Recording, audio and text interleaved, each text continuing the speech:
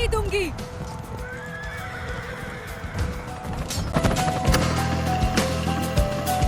ये कहानी किसी किताब की नहीं है। ये कहानी उस गुस्से की है जो सालों से लोगों के दिल में दबा हुआ था। साल था 1857। वो साल जब हिंदुस्तान ने पहली बार अंग्रेजों से साफ कह दिया, अब बहुत हो गया। ईस्ट इंडिया कंपनी जो व्यापार करने आई थी वो अब हुकूमत चला रही थी।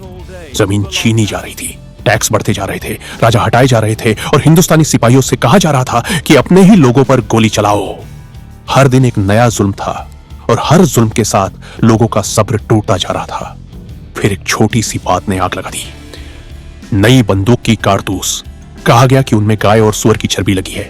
सिपाही के लिए यह बस कारतूस नहीं थी, यह उसके धर्म और उसकी इज्जत पर सीधा हमला था। बरसों से दबा हुआ गुस्सा अब बाहर आने लगा। जो बात धीरे धीरे सुलग रही थी वो अब बगावत बन चुकी थी। बैरकपुर में एक सिपाही था, मंगल पांडे। उसने अंग्रेज अफसर पर गोली चला दी। उस दिन उसने सिर्फ बंदूक नहीं उठाई, उसने डर तोड़ा। उसे फांसी दे दी गई, लेकिन उसकी मौत ने लोगों को चुप नहीं कराया बल्कि और हिम्मत दी। मंगल पांडे मर गया, लेकिन उसकी आवाज पूरे देश में फैल गई। 10 मई 1857 को मेरठ में हालात पूरी तरह बदल गए। सिपाहियों ने जेल तोड़ दी, अंग्रेजों के दफ्तर जला दिए और दिल्ली पहुंचकर बहादुर शाह जफर को हिंदुस्तान का बादशाह मान लिया गया।